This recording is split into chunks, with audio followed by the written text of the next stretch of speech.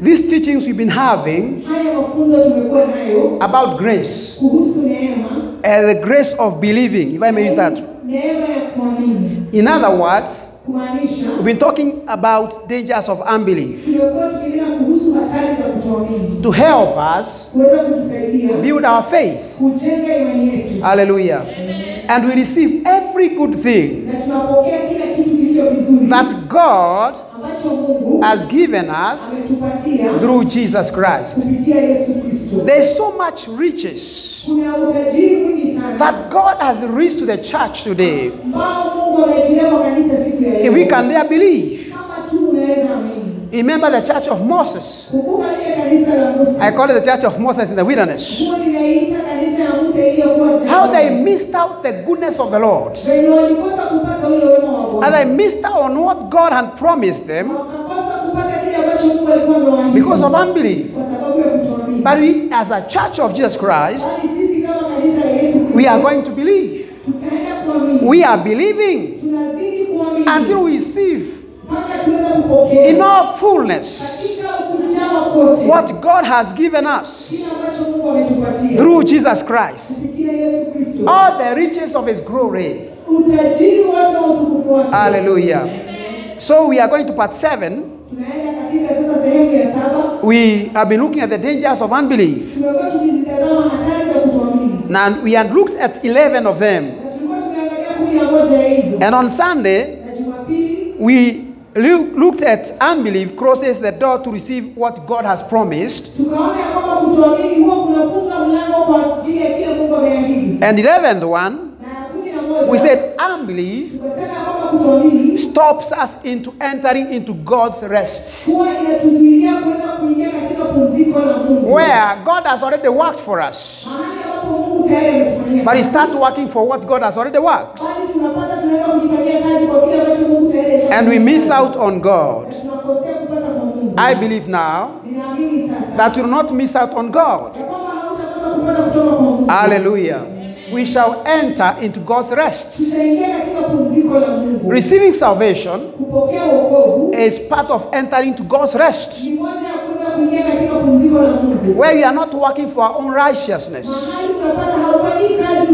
but we are receiving righteousness as a gift through Jesus Christ, because He worked for it. We receive hearing as a gift, as a bread to the children. We don't work for it. All we need to do is believe. Hallelujah. Glory to God. So I would like us to continue to the 12th one. I intend to finalize on today or tomorrow. I mean this session or the second session, sorry. Hallelujah. And I believe your faith is rising up. I believe you are no longer the same again, because you are trying to move us, to move you from unbelief to the level of believing God, that you can receive every good thing that God has given us. So the 12th one, unbelief provokes and grieves God. Hallelujah.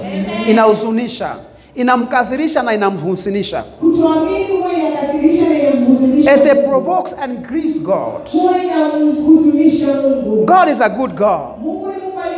He is so good to everybody, and His goodness is released to us when we trust Him in His ability. When we trust His ability that He can do what He says He can do. He is what He says He is, and we are what He says we are. The Bible tells us in Acts 10:38 how God anointed Jesus of Nazareth with the Holy Ghost and with power, who went about doing good and healing all those who are oppressed of the devil, for God was with Him. Underline the word, he went about doing good. Jesus bore all the fullness of God. He was God, and he was God in the flesh. He represented what God can do and did it. Hallelujah. And the Bible says he went about doing good and healing all those who are oppressed. How did he do it? It happened to those who believed him, who believed in his word. Hallelujah. But he was so much grieved by those who could not believe him, because he wanted to do good to them. He wanted to heal them. One time he cried over Jerusalem.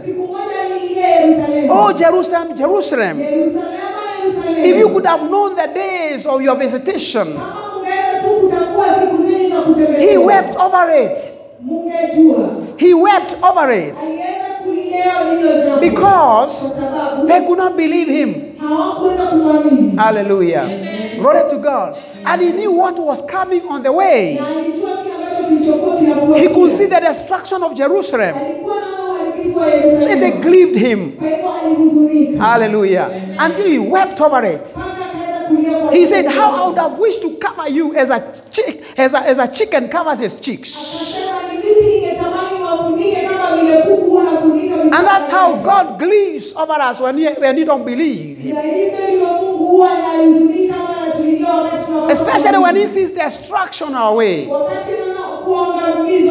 And he wants to save us. And he wants to deliver us. And he brings a word to a nation. And people continue doing the same things they are doing as if God has not spoken. Hallelujah. Because God knows one thing. However much he is good, however much you want to do to the people goodness, unbelief will hinder him. The unbelief of the people will hinder him. He wants to reach out to the people. Hallelujah. He wants to reach out to you at the very place of your situation, at the thing you are going through. But he waits for us to believe him.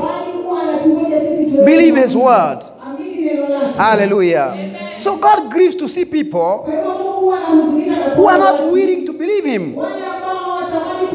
The man he created in his own image, and loved this man and gave him every good thing to enjoy in the Garden of Eden.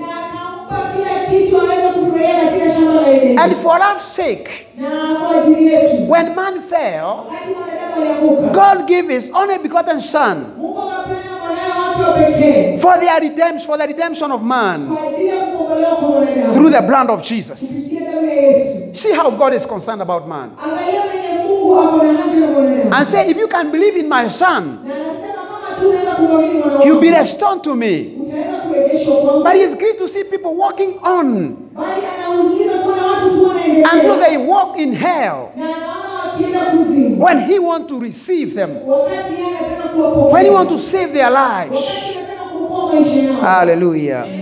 We know the story of Lazarus. I want to give it as an example. Hallelujah. Some of you have taught about Lazarus from Sunday school.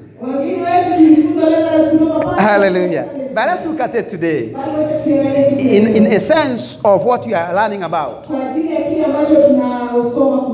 Glory to God. You know that Lazarus became sick in John 11?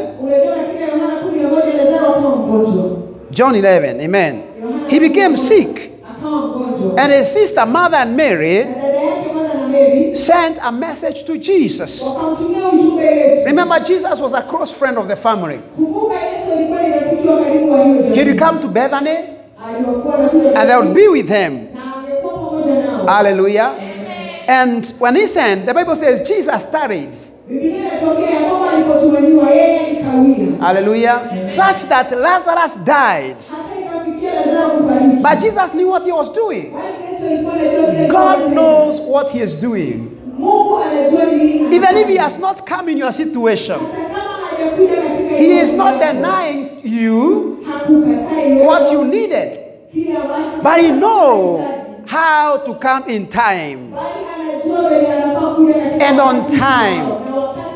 Hallelujah. He is never late. So Jesus, when he knew you in the spirit, Lazarus is dead, he said, let us now go. Hallelujah. And they went. And the first person to meet was Mother, to meet Jesus. And Mother said, if you would have been here, my brother would not have died. Hallelujah. Can you see the approach? He is blaming Jesus. If you would have been here, glory to God. But Jesus knew that he is coming to raise Lazarus from the dead. But unbelief makes us to start to blame God. Have you ever blamed God that he has not come on time? God did not rescue you on time. But God has his time. Hallelujah. Glory to God.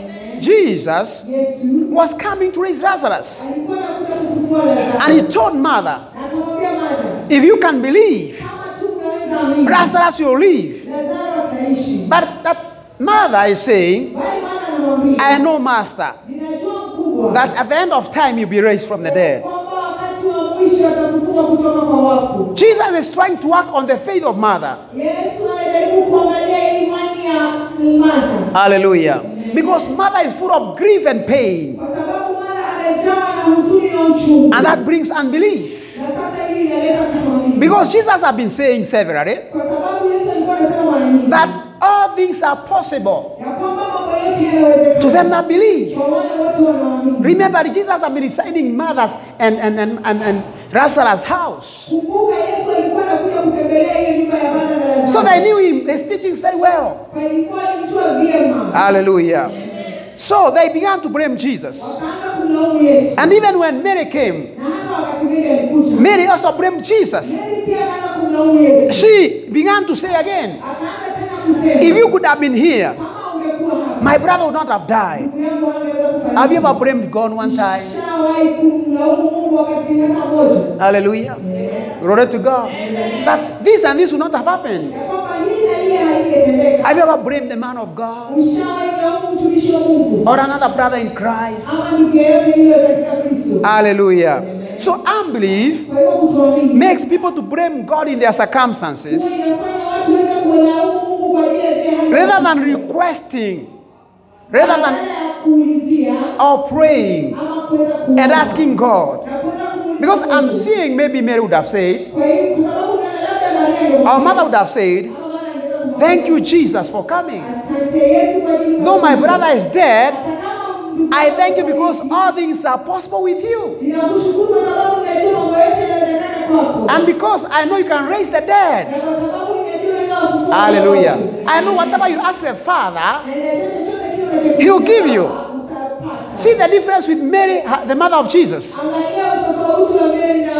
When they went to the Cana of Galilee, and we said that the wine was gone, it was finished. She told the servants, whatever I shall tell you to do, do. She knew that whatever Jesus would ask to be done would be done. And that's what Jesus wants us. That is what God wants us to be. Hallelujah. Hallelujah. But unbelief, when it comes in, we began to blame God. Yet it says in Philippians 4:6, instead of being troubled, instead of being anxious and blaming God, we should not be careful for nothing, but in everything, by prayer and supplication, and with thanksgiving, let all your requests be made known unto God. Believing God means you don't blame Him. but you know he is good. And whatever you are going through, he is able to do it. He is able to rescue you. He is able to provide for you. With God, there is nothing impossible. Hallelujah. But I want to look at John 11:32. Hallelujah. Glory to God. That when Mary was come, where Jesus was, she saw Jesus and she fell at his feet. In other words, she worshipped him. I'm looking at a believer. How like you're in church worshiping God. Hallelujah. But hear the word she says after this. Saying unto him, Lord, if you had been here, my brother would not have died. She is worshiping God, but the words she is uttering, they are words which are of unbelief. Hallelujah. And this made Jesus to grieve. People say that Jesus was grieved because he loved Lazarus. But Jesus is God. Hallelujah. Though he was in the flesh, you could feel the pain of these people. The biggest pain that Jesus felt was the pain of unbelief of the people. Hallelujah. Because he wanted to do good to them. He wanted to change the situation. But people are not trusting him. So when Jesus therefore saw her weeping, and so the Jews weeping with her, which came with her, the Bible says, he groaned in the spirit. He not groaned because Lazarus is dead. Because he knew Lazarus would be raised from the dead. He knew Lazarus will live. But he groaned and was troubled. Hallelujah. Why? He has come to perform a miracle, but the people he has come to, they have not yet believed. Hallelujah. That all things are possible. That the death of Lazarus is not an end.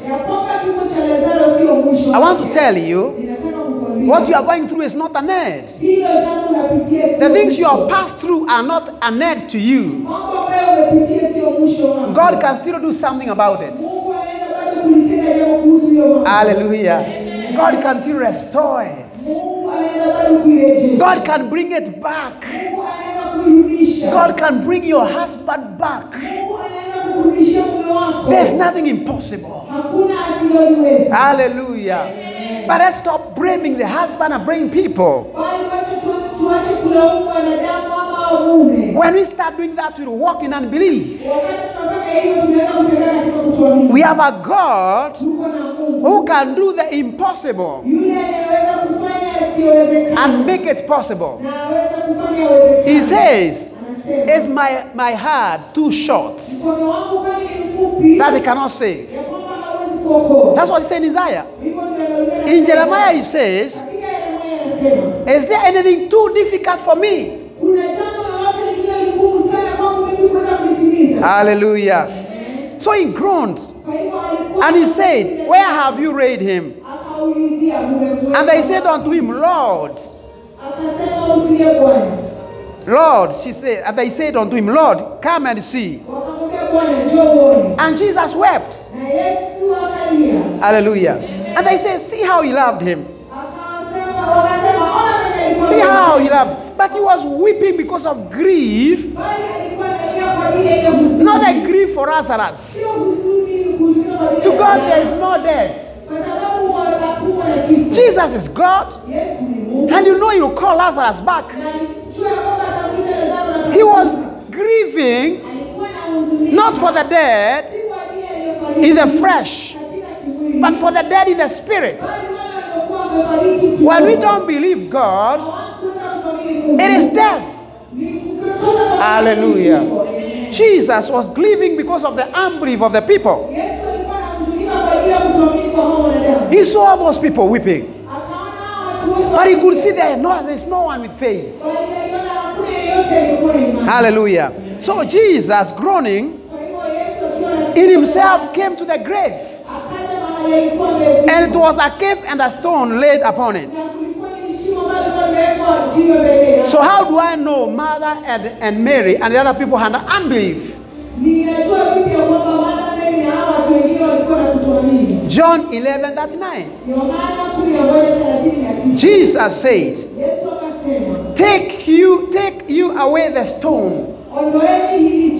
And Martha, the sister of him that was dead, said unto him, Lord, by this time he is thinking. Remember, you are not told Martha, if you believe, you shall see the glory of God. And now he's telling Mother, remove the stone. But Mother is giving excuses now. Mother is trying to show Jesus how the man may be stinking. Hallelujah. Glory to God. What did Jesus tell Mother? And Jesus said unto her, Said I not unto thee, if you shall be, you believe, you will see the glory of God. See, Jesus is speaking to Mother. He's trying to build faith. He's trying to encourage her. To encourage her. Glory to God. Hallelujah. That she may have faith. She is trying to preach to them. That's why I can tell you that there was an unbelief in Mother. Unbelief in Mary. Hallelujah. Until when Jesus spoke words of encouragement. And later on, he said, Father, I thank you because you hear me. And he said, I pray this not because of me. I'm praying because of those who are listening to me. Why? That they may have faith. Hallelujah. We have somebody with us. Hallelujah. Glory to God. So you see, God is grieved by our unbelief. And from Genesis, we see the fall of man due to unbelief. Man strayed from God's will. And wickedness and disobedience increased in the earth. And God saw that the wickedness of man was great in the earth. That every imagination or the thoughts of his heart were only evil continually. And it repented the Lord that he made man on the earth. It grieved him at his heart. If you read Genesis 6 verse 6 or 5 to verse Genesis 6 5 to 6, it repented the Lord that he made man on earth. It grieved him at his heart until the Lord said, I will destroy man whom I have created from the face of the earth. God has made man in his own image. And God wants to do good to man. But unbelief grieves God to the extent he says he regrets having created man. Let's not make God regret because of us. Let's learn to believe God. Faith rise up. He said, I destroy man whom I've created from the face of the earth. Both man and beast. The creeping thing. The force of the air. For it repented me that I have made them. Hallelujah. Glory to God. God regretted. Unbelief can grieve God until you make him to regret. Hallelujah. Glory to God. So God looks at unbelieving heart as an evil heart. Hallelujah. Somebody can do that noise outside. Hallelujah. God looks at unbelieving heart as an evil heart. And he says, take heed, brethren, lest there be any of you an evil heart of unbelief, in departing from the living God. God looks at unbelief as an evil heart. He made man a good man. He made him in his own image. So when he began to have an evil heart, he grieves over man. Because unbelief leads to destruction. Hallelujah. Glory to God. So the children of Israel did the same. They provoked God in the wilderness through unbelief. And through his soul and said, they will not enter my rest. Hebrews 3:10. Wherefore I was grieved with this generation, that they do always err in their hearts. They have not known my ways. Unbelief makes people to err in their hearts. It makes people to stray from the ways of God. And this grieves him. This grieves God. Hallelujah. And if you read the book of Romans 1, God can even give up people. As I saw to people, people putting God off their thoughts and life through unbelief, God is grieved and may give them up to their own direction or their own situation. He left them to do what they wanted to do. He left them in uncleanness. Hallelujah. Until people started doing things that even animals cannot do. Let's go to 2 Peter 2:20. Hallelujah. It is 2 Peter 2:20 says, for after they have escaped the pollutions of the world of this knowledge, after they have escaped the pollutions of the world,